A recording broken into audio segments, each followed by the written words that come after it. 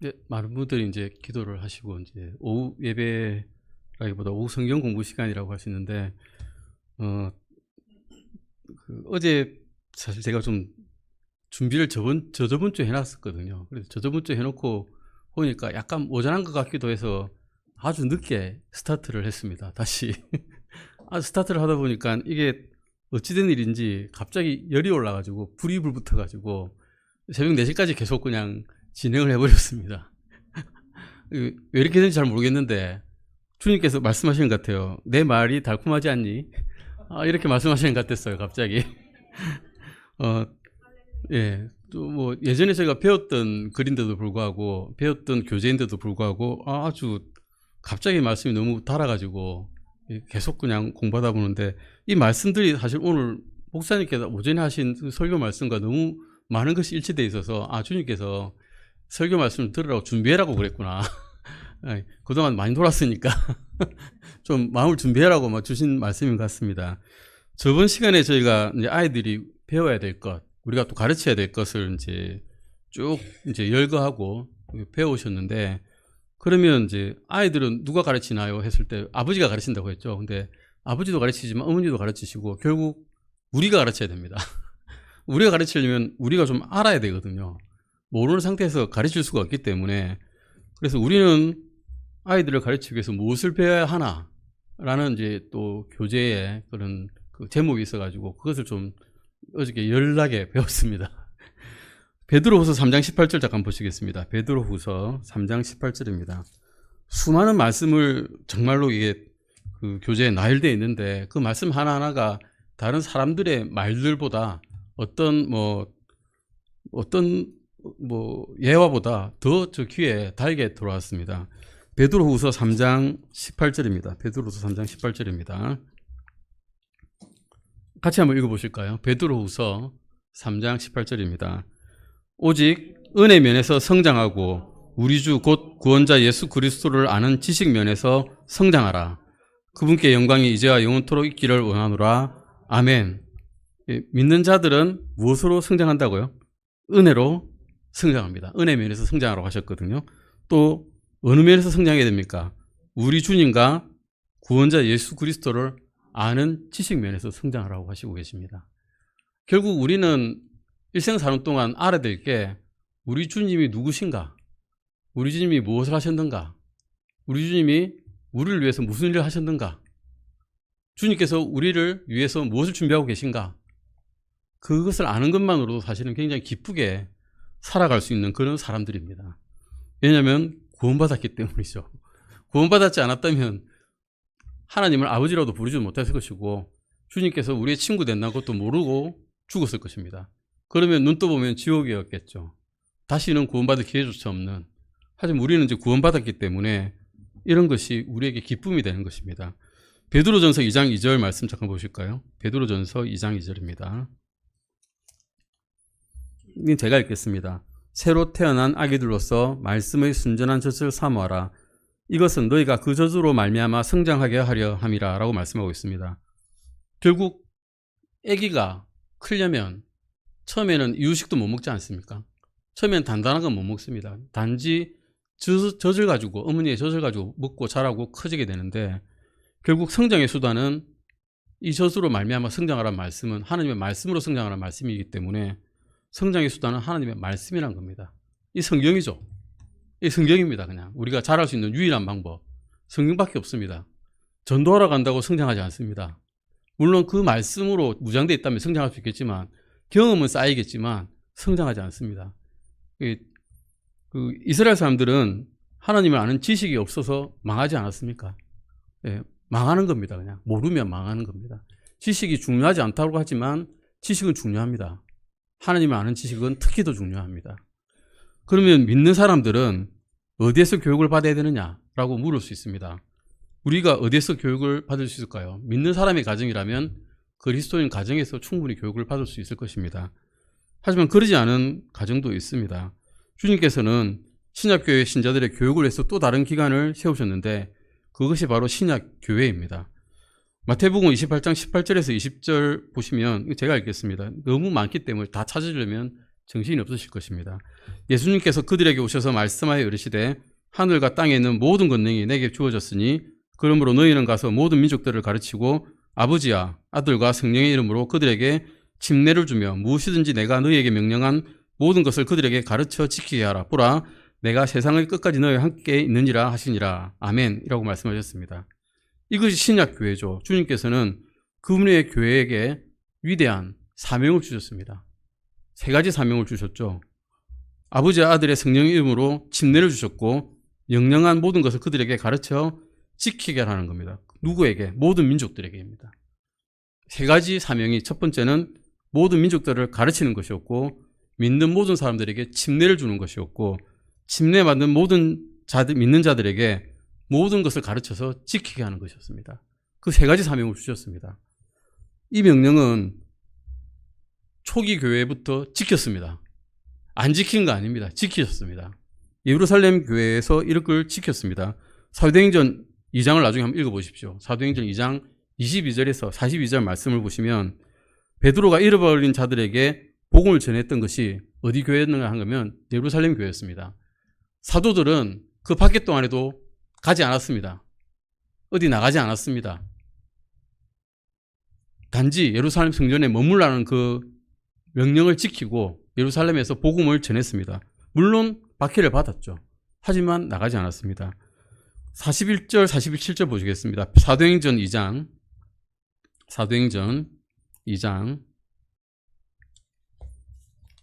41절, 47절 읽겠습니다. 41절 같이 한번 읽어보실까요? 41절입니다. 사도행전 2장 41절입니다. 그때에 그의 말을 기쁘게 받아들인 자들이 침례를 받으니 바로 그날 3,000원가량이 그들에게 더해졌더라. 예. 그의 말을 기쁘게 받아들인 자들은 침례를 받았습니다. 그리고 교회에 더해졌습니다. 47절도 보시겠습니다. 하나님을 찬양하며 온 백성에게 호감을 얻으니 주께서 구원받아야 할 자들을 날마다 교회에 더하시니라. 예. 말씀을 받고 그 말씀을 전하니 주님께서 그 성령님을 받은 자들을 교회에 더하였습니다. 교회가 이제 점점 커지는 거죠. 물론 그때는 가정에서도 모였고 그 성전에서도 모였습니다. 이것들을 보시면 이 말씀을 전하는 것들, 민족들을 가르치는 것들, 아버지 아들과 성령의 이름으로 그들에게 침례를 주는 것들을, 이 명령을 바로 받은 그 즉시로 지체하지 않고 베드로와 그의 사도들은 지켰다는 것입니다.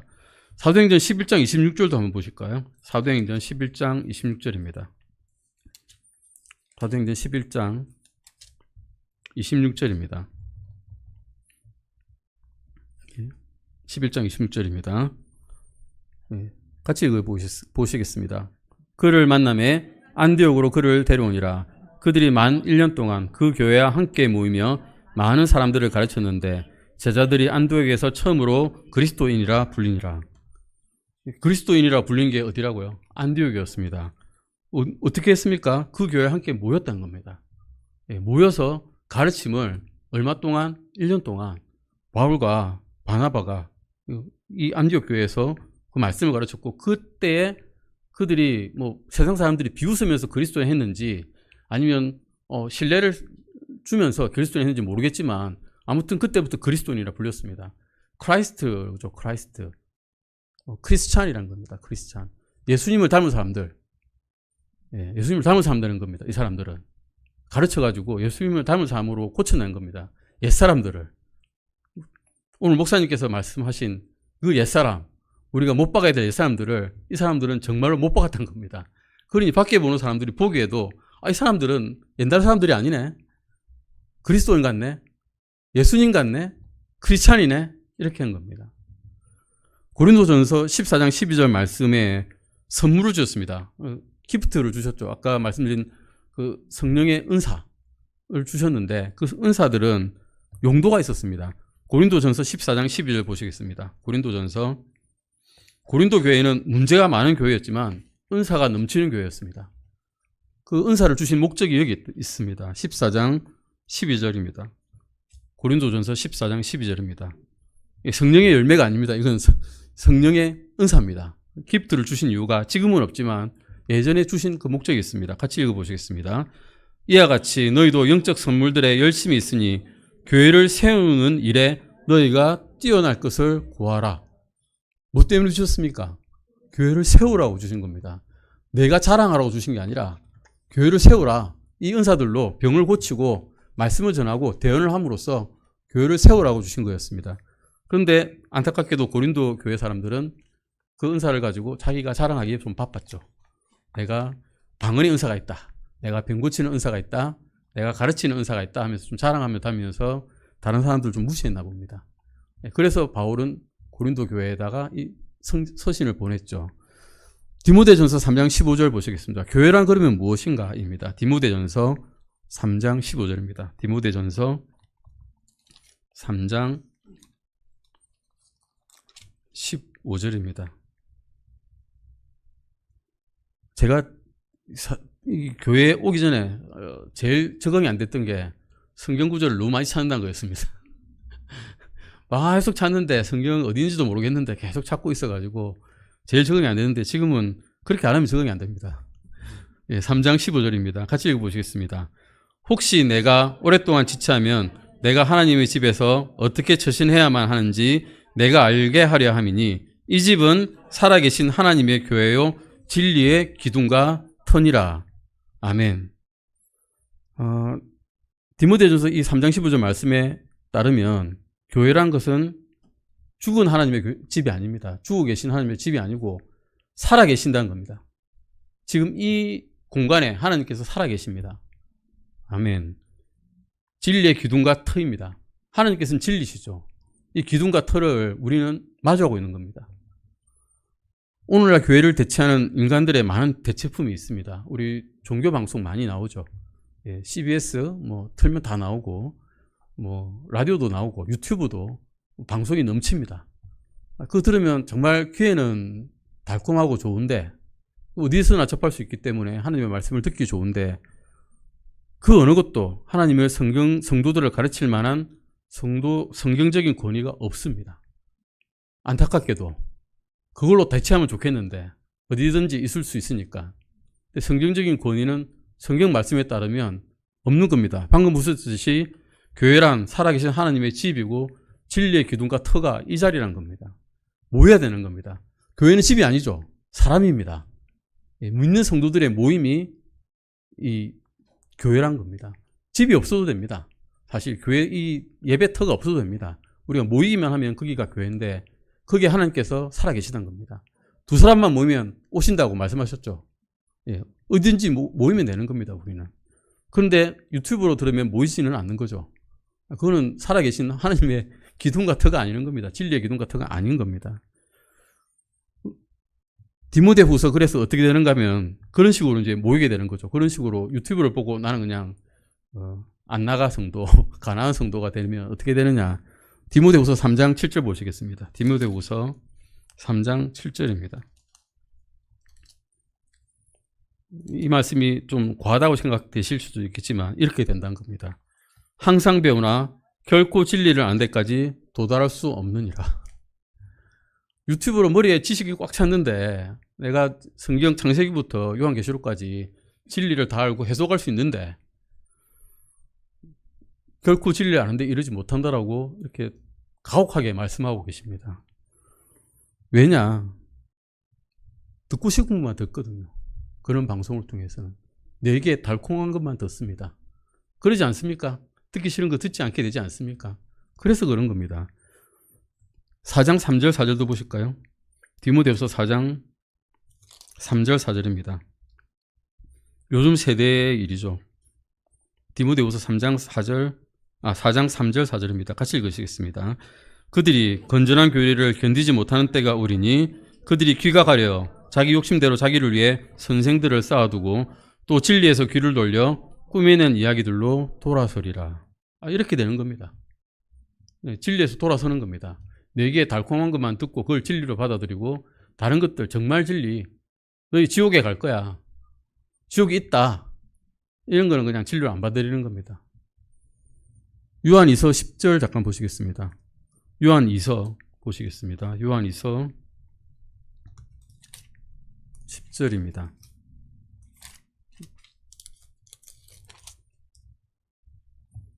그래서 요한의 둘째 서신에서는 이런 사람들에게는 이런 방식으로 대하라라고 하고 있죠. 되게 불친절한 방식인데요. 한번 보실까요? 요한 2서 2장 10절입니다.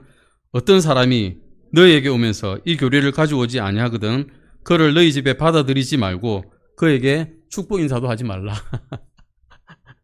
예. 이단 교리를 들고 오는 사람에게는 받아들이지도 말고 인사도 하지 마라 이겁니다. 보지도 말라 이거죠. 사실은 상종하지 말라 이 말입니다.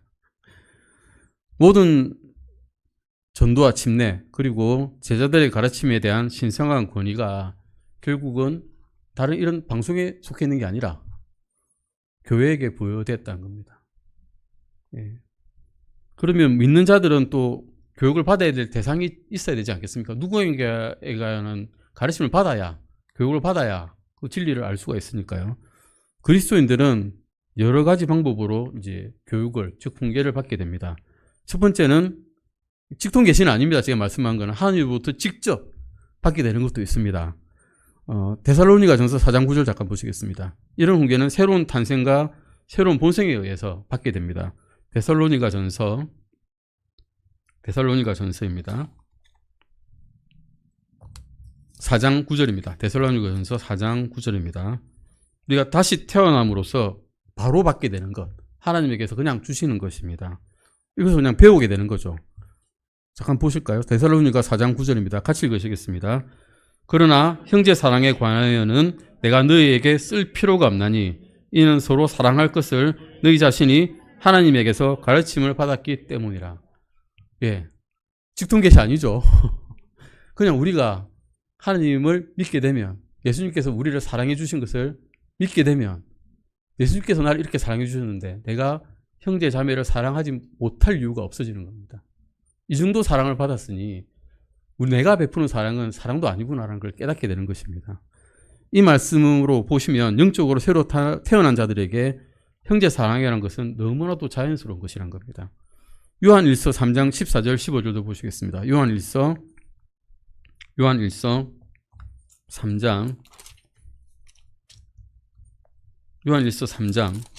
14절 15절입니다. 14절 15절입니다. 요한일서 3장 14절 15절입니다. 같이 읽어보시겠습니다. 우리가 형제들을 사랑함으로 사망에서 생명으로 옮겨갔음을 우리가 아노라. 그러나 자기 형제를 사랑하지 아니하는 자는 사망 안에 거하느니라. 누구든지 자기 형제를 미워하는 자는 살인자니 어떤 살인자 속에도 영원한 생명이 거하지 아니하는 줄 너희가 아느니라. 하나님을 알게 되면 형제를 사랑하게 되고, 만약 형제를 그런데도 불구하고 사랑하지 않는다면 너는 살인자다. 살인자에게는 영원한 생명이 있을 수 없단 말이에요. 이 말씀은 그 형제를 사랑하지 않으면 믿는 게 아니야 라고 하시는 겁니다. 믿는 것도 아니야 라고 하는 거죠. 당연히 그냥 믿게 되면 당연히 사랑하게 된다라고 말씀하시는 겁니다. 디도서 2장 11절 12절 말씀 잠깐 보시겠습니다. 또한 무엇을 하나님께로부터 바로 받게 될까요?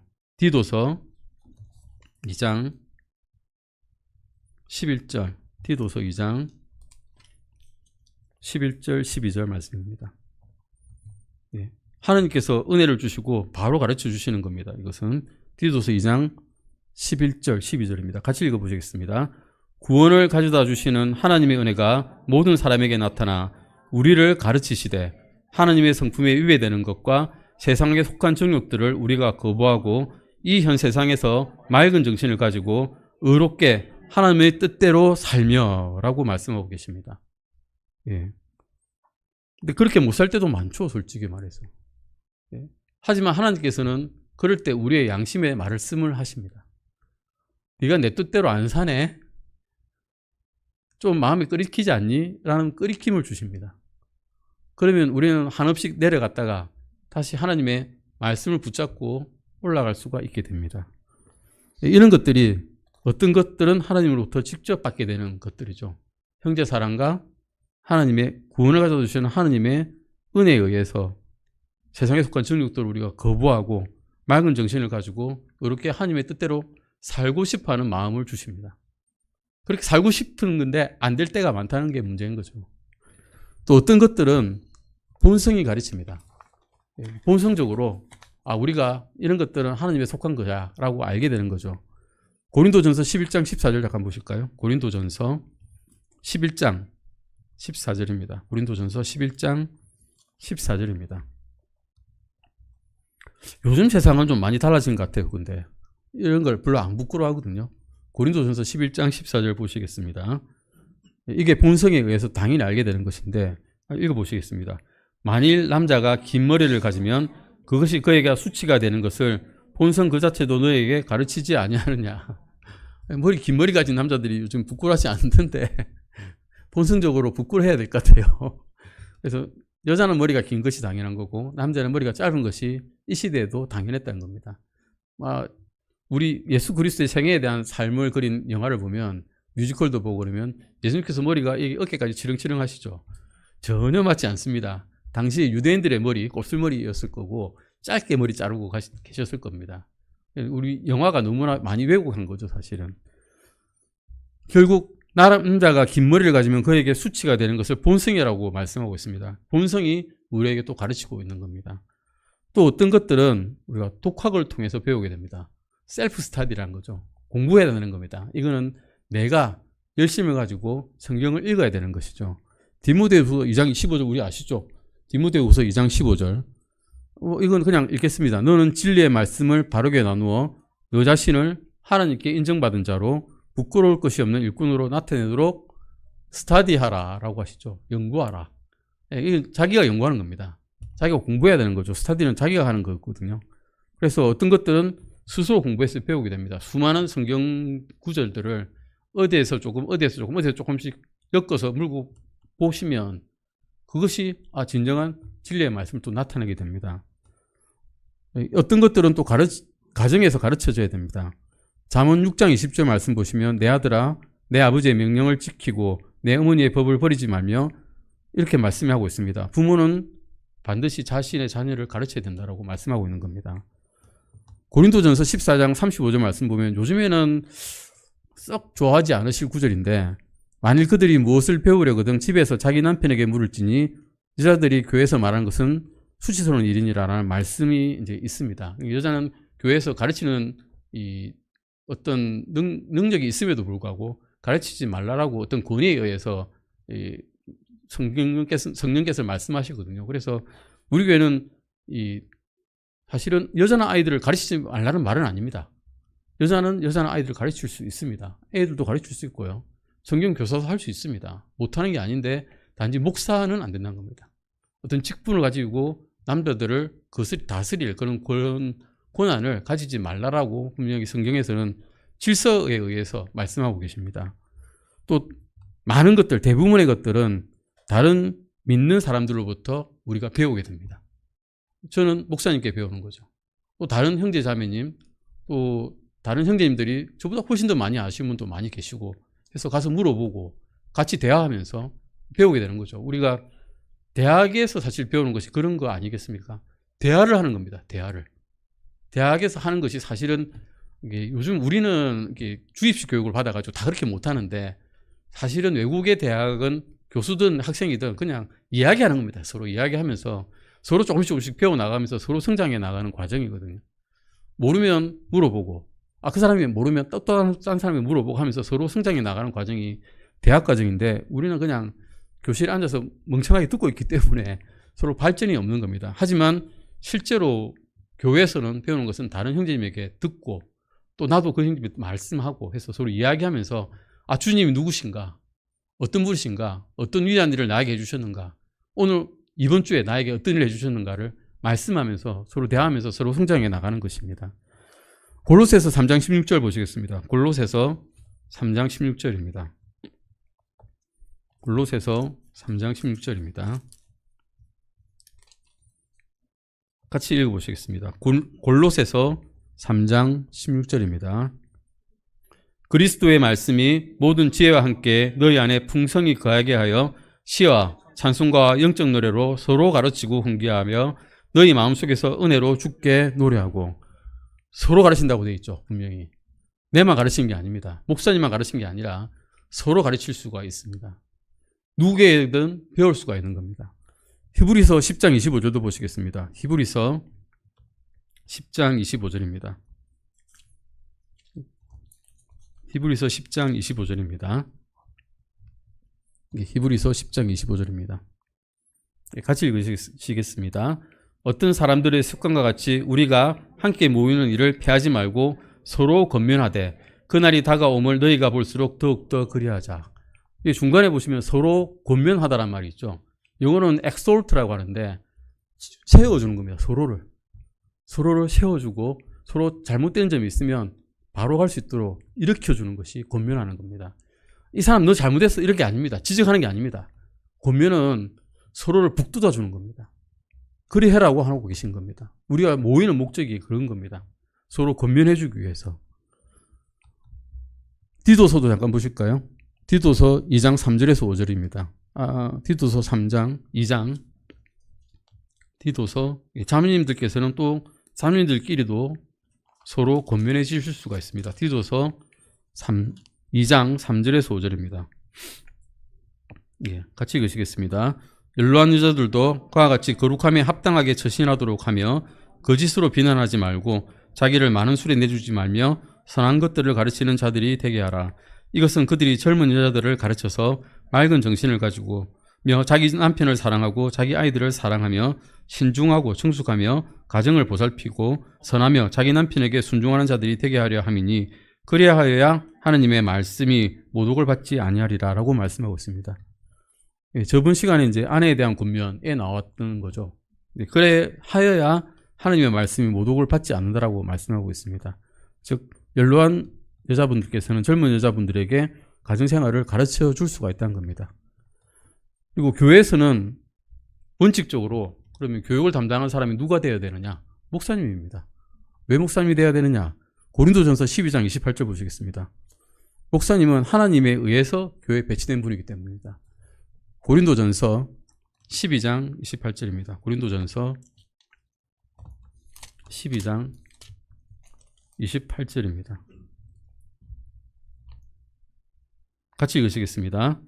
하나님께서 교회 안에 몇 사람을 세우셨으니 첫째는 사도들이요 둘째는 대언자들이요 셋째는 교사들이요 그것 다음은 기적들이요 그 다음은 병 고치는 선물들과 돕는 것들과 다스리는 것들과 여러 가지 다 언어들이니라.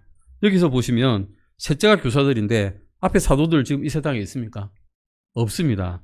둘째 대언자들 지금 이 세상에 있습니까? 없습니다. 그럼 첫 번째는 지금 누굴까요? 목사님밖에 안 남았습니다. 첫 번째가 목사님인 겁니다. 그 다음 기적들, 그것부터는 부차적인 겁니다. 세 번째가 교사들인데 지금 계신 분은 목사님밖에 없습니다. 즉 하나님께서 교회에 목사님을 배치하셨다는 겁니다. 에베소서 4장 11절에도 똑같은 말씀하고 있습니다. 그분께서 어떤 사람들은 사도로, 어떤 사람들은 대언자로, 어떤 사람들은 복음 전도자로, 어떤 사람들은 목사 겸 교사로 주셨으니라고 말씀하고 있습니다. 목사님은 가르치는 사람이라는 겁니다. 결국은 감독도 하지만 가르치기도 해야 된다는 겁니다. 그래서 목사님들은 자격을 갖춘 사람이어야 하는데 어떤 자격이 있어야 되느냐? 가르치는 재능이 있어야 됩니다. 가르치는 재능이 없는 사람이 목사님을 하면 성도들이 못 배우겠죠. 못 배우면 제대로 알 수가 없고 이스라엘 사람들이 못 배워서 망한 것처럼 그 교회도 못 배워서 망하게 되는 겁니다. 디모데전서 3장 2절 잠깐 보시겠습니다. 이 목사님의 자격을 제가 말하려고 하는 건 아닌데 여기 이제 나와 있습니다. 디모데전서 3장 2절입니다. 제가 읽겠습니다. 그러므로 감독은 반드시 책망받을 것이 없고 한 아내여 남편이며 깨어있고 맑은 정신을 가지고 있으며 행실이 바르고 손님 대접하기를 힘쓰며 가르치는 재능이 있고 라고 말씀하고 있습니다. 즉 가르치는 재능이 없으면 목사님을 하기가 힘들다는 거죠. 디모데후서 2장 24절 말씀에도 이렇게 되어 있습니다. 주의 종은 결코 다투지 말아야 하며 모든 사람에게 부드러우며 가르치기를 잘하며 인내하며. 즉 목사님은 건전한 교리로 다른 사람을 권면하고 또한 논박도 할 수 있어야 됩니다. 바르게 가르치지 않는 사람에게 제대로 된 말씀으로서 변증하여서 그 말씀이 틀렸다는 것, 또 성경의 이 말씀이 맞는다는 것을 반박할 수 있어야 됩니다. 디모데전서 1장 19절에도 자기가 가르침을 받은 대로 신실한 말씀을 굳게 붙들어야 하니라는 말씀으로 봐서도 즉 반박하는 자들을 건전한 교리로서 권면하고 논할 수 있어야 된다는 겁니다. 또 목사님은 특별히 하나님의 말씀을 가르칩니다. 베드로전서 5장 2절 말씀 보시면 너희 가운데 있는 하나님의 양떼를 먹이고 감독하되 억지로 하지 말고 자진하여 하며 들어온 이익을 위해 하지 말고 준비된 마음으로 함이라는 말씀에서 보시면 목사님의 주요 목적은 양떼를 먹이는 겁니다. 우리는 사실 일주일 동안 내 배고픈 상태로 옵니다. 거의 배고픈 상태로 옵니다. 아사 직전입니다. 굶어 죽기 직전에 간신히 도착해서 넘어져가지고 하나님께 은혜를 구하면서 목사님의 말씀을 듣고 또 일주일 살아갑니다. 또 수요 예배 보면 조금 낫죠. 잠깐 목이라도 적십니다. 그런 상태입니다. 사실은 열심히 찾아서 먹고 있는 양이 별로 없습니다. 그렇게 부지런하지 않거든요. 세상 일에는 부지런한데 희한하게 이 일에는 부지런하지 않습니다. 사도행전 6장 4절 말씀 보시면 그 집사를 세울 때 이런 일이 있었죠. 사도들이 너무나 이 사람들을 대접하는 일에 힘쓰다 보니까 말씀을 못 전한 거거든요. 기도를 못 했거든요. 그래서 베드로가 오직 우리는 계속해서 기도와 말씀 사역에 전념하리라고 말하고 있습니다. 결국 목사님의 주 업무는 기도와 말씀 사역입니다. 물론 먹이는 것도 중요하지만 기도와 말씀 사역, 이것이 목사님의 주 업무입니다. 사도행전 20장 28절 잠깐 보시겠습니다. 사도행전 20장 28절입니다. 사도행전 20장 28절입니다. 같이 한번 읽어보실까요? 그러므로 너희 자신과 온 양떼에게 주의를 기울이라. 성령님께서 너희를 그들의 감독자들로 삼으사 하나님의 교회 곧 그분께서 자신의 피로 사신 교회를 먹이게 하셨느니라 라고 말씀하고 계십니다. 자신의 피로 사신 교회를 먹이고 계십니다. 먹여야 되고 먹이고 계신 겁니다. 디모데전서 4장 6절 말씀 보시면 내가 형제들에게 이것들을 기억하게 하면 내가 도달한 믿음의 말씀들과 선한 규례의 말씀들로 양육받는 예수 그리스도의 선한 사역자가 되리라 말씀하고 있는데, 이 앞에 전 구조를 보면 말세 징조들을 형제들에게 기억하게 해야 된다는 겁니다. 즉 하나님의 모든 계획들을 다 가르치는 분이라는 겁니다. 하나님께서 세세하게 사실은 성경에 모든 계획을 써주셨습니다. 안 써주신 것 같죠? 안 읽어서 그렇습니다. 읽어보시면 다 써주셨어요. 하나도 안 써준 게 없는데 내가 모르는 거는 내가 안 읽어서 그런 겁니다. 그냥 단지 그것밖에 없습니다. 내가 관심이 없어서죠. 세상 일에는 관심이 많지만 성경에 관심이 없기 때문에 그랬던 겁니다. 그것을 가르쳐 주시는 분이 목사님입니다. 얼마나 힘들겠어요. 처음부터 끝까지 관심 없는 사람들한테 가르쳐 주려니 쉽지 않습니다. 관심 없는 학생에게 가르치기 쉽지 않은 것처럼. 결국 디모데전서 4장 13절 말씀처럼 내가 갈 때까지 읽는 것과 권면하는 것과 교례의 주의를 기울이라고 하는 거고, 말씀 보시면 읽는 것, 권면하는 것, 교례의 주의를 기울이게 하는 것이 목사님의 역할입니다. 주의를 기울이게 하는 것 결코 쉽지 않습니다. 말씀을 아무리 잘해도 주의를 기울이게 하는 건 어렵습니다. 그래서 주님께서는 특별히 목사님에게 왕관을 하나 더 준비하셨죠. 특별히 목사님에게는 너무 힘든 일이니까. 그리고 우리에게도 이렇게 권면하고 계십니다. 디모데전서 디모데전서 5장 17절인 것 같은데요. 디모데전서 5장 17절 한번 보실까요? 디모데전서 5장 17절. 말씀 찾아보시겠습니다. 디모데전서 5장 17절입니다. 같이 한번 읽어보시겠습니다. 잘 다스리는 장로들을 두 배나 존경할 자로 여기되 특별히 말씀과 교리로 수고하는 자들을 그리 여길지니라. 아멘. 우리가 존경해야 되는 겁니다. 존경을 받으실 만한 충분한 자격이 있기 때문입니다. 이런 것들을 쭉 보시고 우리는 또 목사님에게 한 가지 또 해야 될 게 있습니다. 히브리서 13장 17절 보시겠습니다. 너무 말씀이 많아서 시간 내에 못 끝낼 것 같아서 히브리서 13장 17절입니다. 같이 읽어보시겠습니다. 너희를 다스리는 자들에게 순종하고 복종하라. 그들은 마치 자기들이 회개 보고해야 할 자인 것 같이 너희 혼을 위해 깨어있나니 그들이 기쁨으로 그 일을 하게 하고 근심으로 하게 하지 말라. 그것은 너에게 유익을 주지 못하느니라 라고 말씀하고 계십니다. 이것들이 목사님께서 하시는 일입니다. 그리고 또 침례교회에서 세 가지를 위해서 목회자들께서는 일하고 계십니다. 이것은 에베소서 4장 11절에서 16절에 나와 있는데요. 먼저 에베소서 4장 12절 잠깐 보시겠습니다. 에베소서 4장 12절입니다. 에베소서 4장 12절 보시겠습니다. 어떤 일을 하는지 한번 보시겠습니다. 목사님께서 우리 교회에 오셔가지고 하시는 일입니다. 같이 읽어보시겠습니다. 이것들은 성도들을 완전하게 하고 섬기는 일을 하게 하며 그리스도의 몸을 세우게 하려 하심이라 라고 말씀하고 있습니다. 아멘. 우리는 완전치 않죠. 완전치 않은데 완전하게 하기 위해서 이 자신이 회개보고할 자인 것처럼 일을 하시는 분이란 겁니다. 그리고 섬기는 일을 하십니다. 그리고 또 그리스도의 몸을 세우는 일을 하십니다. 아멘. 이것이 16절에 나와 있습니다. 16절도 읽어보시겠습니다. 그분으로 말미암아 온몸은 각 부분이 분량대로 효력 있게 일함에 따라 모든 마디가 공급하는 것에 의해 꼭 맞게 함께 결합되고 꽉 차서 그 몸을 자라게 하여 사랑 안에서 스스로를 세우느니라. 이런 것들을 해주시는 분이란 겁니다. 아멘. 목사님의 책임은 자신의 교회를 주님의 일을 완수할 준비가 된 잘 조율된 악기들처럼 그런 몸으로 발전시키는 것이라는 겁니다. 목회자는 하나님의 사람들을 가르치는 일을 하는 것이고 하나님께서 주시는 선생님입니다. 교회에서 모든 가르침을 일일이 1대1로 가정교사처럼 할 수는 없지만 그럼에도 불구하고 앞으로 쭉 진행되는 그런 가르침에 책임을 가지고 계십니다. 그런데 요한 1서 2장 27절 말씀 보시면 또 희한한 말씀이 있습니다. 요한 1서 27절 보실까요? 요한 1서 2장 27절입니다. 이 말씀 가지고 배울 필요가 없다는 사람이 계시거든요. 보실까요?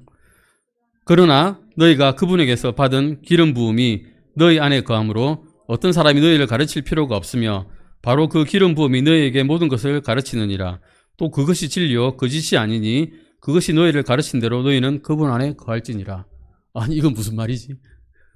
그러면 난 배울 필요가 없잖아. 나 아무것도 안 읽어도 되는데 아싸 개 탔다 이래 되는데 그게 아니란 겁니다. 이 말씀의 문맥을 보시면 그 말씀은 아무것도 배울 필요가 없다는 말입니다. 아닙니다. 모든 믿는 사람이 하나님의 성령을 받았다는 것은 분명히 진리입니다. 성령을 받았기 때문에 우리가 아바 아버지라 부를 수가 있죠. 아들의 영을 받았으니까요. 또 성령님께서는 하나님의 말씀의 진정한 교사라는 것도 분명한 사실입니다. 그렇다고 목사나 교사가 필요하지 않은 게 아닙니다. 이 문맥은 2장 27절의 이 문맥은 교사들은 거짓된 스승들을 이야기하는 겁니다. 유혹하는 자들을 이야기하는 겁니다. 24절 보시면 이렇게 요한 1서 24절에 따르면 우리가 들은 것을 지키면 우리는 그런 거짓된 선생에 유혹하는 자들의 말을 듣지 않아도 된다는 것을 우리가 알 수 있습니다. 24절 보시면 이렇게 되어 있습니다. 그러므로 너희가 처음부터 들은 그것이 너희 안에 거하게 하라. 너희가 처음부터 들은 그것이 너희 안에 남아있으면 너희도 아들과 아버지 안에 거하리라 하라고 말씀하고 계십니다. 즉 유혹하는 자들이 가르친 대로 하지 말고 진정한 진리의 스승이 가르친 대로 하라. 이 말씀을 하는 거지 너희가 아무것도 배우지 않아도 된다는 말씀이 아니라는 것입니다. 침례교회에는 근데 누가 가르치냐에 대해서 몇 가지 제한이 있습니다. 우리는 히브리서 5장 12절에서 14절 보시면 장성한 자들이 가르쳐야 된다고 되어 있습니다. 초심자가 가르쳐서는 안 된다는 겁니다. 말씀을 분별할 수 없는 사람이 가르쳐서는 안 되는 것이고요. 디모데전서 2장 12절 말씀에서도 보시면 여자가 가르치거나 남자에게 권위를 행사해서는 안 된다라고 말씀하고 계십니다. 그러면 믿는 자들이 교육을 받아야 되는 이유는 무엇이냐? 크게는 세 가지입니다. 우리가 안전하게 이 세상에서 믿음을 지키기 위해서, 두 번째는 예배를 제대로 하기 위해서, 세 번째는 우리가 성화되기 위해서입니다. 안정성이란 게 무엇일까요? 에베소서 4장 14절 보실까요? 안전성이 어떤 것인지를 말씀하고 계십니다. 에베소서 4장 14절입니다. 에베소서 4장 14절입니다. 같이 읽어보시겠습니다. 에베소서 4장 14절입니다. 이것은 우리가 이제부터 더 이상 아이가 되지 아니하여 사람들이 속임수와 몰래 숨어서 소개를 하는 자들이 사용하는 강교한 술수에 의해 교리의 모든 바람에 이리저리 흔들려 밀려다니지 아니하고, 교리가 중구난방이죠. 중구난방으로 나올 때가 있습니다. 어떤 교주가 나서서 내가 진리야 라고 하는 교주들이 있죠. 그들의 교리를 보면 얼토당도 안 합니다. 우리가 볼 때는. 그런데 그 교회에 속한 사람들은 밀려다닙니다. 이리저리 왔다면서 그 사람이 시키는 대로. 한마디로 가스라이팅 당한 거죠. 그 사람이 시킨 대로 하는 거예요. 그냥 교리가 없으니까. 그 사람이 교리니까. 그래서 우리는 분명한 진리를 가지고 교리를 뿌리를 내고 살아야 됩니다. 골로새서 2장 7절 보시겠습니다. 골로새서 2장 7절입니다. 골로새서 2장 7절입니다. 골로새서 2장 7절 말씀입니다. 같이 읽어보시겠습니다. 그분 안에서 뿌리를 내리고 세워지며 가르침을 받는 대로 믿음 안에 굳게 서서 그 안에서 넘치도록 감사를 드리라. 아멘. 우리는 여러 가지 이상한 교리들에 끌려다니면 안 됩니다. 예배를 위해서도 우리가 배움을 있어야 됩니다. 히브리서 5장 12절 보시겠습니다. 히브리서 5장 12절입니다. 히브리서 5장 12절입니다. 같이 읽어보시겠습니다. 시간 면에서 보자면 너희가 가르치는 자들이 되어야만 하는데 누군가가 하나님의 말씀들의 첫째 기초 원리들을 다시 너희에게 가르쳐 줄 필요가 있으므로 너희가 단단한 음식이 아니라 젖을 필요로 하는 자들이 되었도다. 이 말씀을 들을 때마다 마음이 항상 찔립니다. 연수로 오면 저도 가르칠 만한 사람이 되었어야 될, 그런데 아직도 내 안을 들여다보면 뿌리가 얕은 샬로한 뿌리를 가지고 있는 이런 사람인 것 같아서 마음이 너무 아픕니다. 이런 것도 우리가 진정한 예배를 드리는 데는 도움이 되지 않는다는 거죠. 시간 면에서 보면 영적인 사람이 되어서 이제는 가르칠 만한 사람이 되어야 된다는 겁니다. 또 성화를 위해서입니다. 에베소서 4장 22절 잠깐 보시겠습니다. 에베소서 4장 22절입니다. 에베소서 4장 22절입니다. 같이 읽으시겠습니다. 4장 22절입니다. 이전 행실에 관하여는 너희가 속이는 것으로 가득한 욕심들에 따라 부패한 옛사람을 벗어버릴 것을 가르침 받았으니, 이것이 오늘 설교에 나왔던, 우리가 옛사람을 이제 벗어버리고 걔들은 십자가에 못 박아버리고 예수님께서 온전히 사시는 삶을 내어드려야 된다는 겁니다. 근데 배우지 않고서는 이게 안 되죠. 또 배우긴 배워야 되는 겁니다. 성경 말씀으로써 내 속에, 내 머리에, 내 마음에 깊이 심어서 이 말씀들을 항상 내 머릿속에 담고 내 생활에 어떤 위험이 다가올 때 이 말씀들을 읊조릴 수가 있어야 됩니다. 그리고 믿는 자들은 항상 지속적으로 믿음을, 교육을 받아야 됩니다. 사도행전 2장 42절에 따르면 믿는 자들은 지속적으로 확고에 머물렀습니다. 무엇에 머무르는지 보시겠습니다. 사도행전 2장 42절입니다. 사도행전 2장 42절입니다. 2장 42절입니다. 구원받은 자들이 예루살렘 교회에 더해졌을 때 그들은 어떻게 살았는가를 말씀하고 있습니다. 같이 읽으시겠습니다. 그들이 사도들의 교리와 교제 안에 확고하게 머물고 빵을 떼며 기도하니라 라고 말씀하고 있습니다. 그들은 어떻게 머물렀느냐? 교리 안에 머물렀습니다. 그들은 교제 안에 머물렀습니다. 빵을 떼며 머물렀습니다. 기도하며 머물렀습니다. 이 네 가지가 우리가 필요한 겁니다. 우리 점심 식사 훌륭하지 않습니까? 빵을 떼면서 우리는 머무르고 있습니다.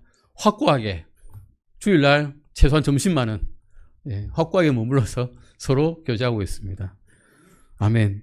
이 날마다 성전과 각 집에서 예수님을 또 가르치고 선포하는 것을 그들은 그치지 아니었습니다. 사도행전 20장 31절 말씀에 따르면 이 확고하게 머무는 교육은 밤낮으로 이루어졌습니다. 에베소 교회에서 바울은 밤낮으로 그들을 가르쳤습니다. 그래서 어떤 사람은 듣다가 창에서 떨어져 죽지 않았습니까? 더 살렸지만 바울은 하나님의 모든 계획을 주의 깊게 교회에 가르쳤습니다. 교회 사역은 광범위하고 확장이 돼야 됩니다. 불행하게도 오늘날 많은 교회에서는 하나님의 말씀이 가르쳐지는 것이 매우 적습니다. 어떤 목사님의 방송 설교를 들으면 한 구절 가지고 내내 이야기하십니다. 그런데 그 구절 말고는 성경 말씀이 안 나옵니다. 그게 끝이란 거죠. 한 구절이. 대부분의 설교들은 그냥 비상적입니다. 그리고 예화가 주로고 전승과 병고침 또 기복 설교 등이 주를 이루는 것이 이 시대에 교회에서 나오는 말씀의 주류라는 것이 안타까울 뿐입니다. 진정한 성경의 가르침은 말씀의 권능을 가르치고 또 우리를 예비시키고 배교로부터 침례교도를 방어해야 되고 또 열정적으로 전도하는 침례교도들을 배출하는 것, 즉 하나님의 말씀을 전하는 동기를 부여하는 것이 되어야 된다라고 말씀하고 있습니다. 너무 길었죠. 여기까지 하시고 이제 다음 시간에 우리 목사님께서 하나님의 말씀에 대해서 가르쳐 줄 것을 기대하게 됩니다. 기도하고 마치겠습니다.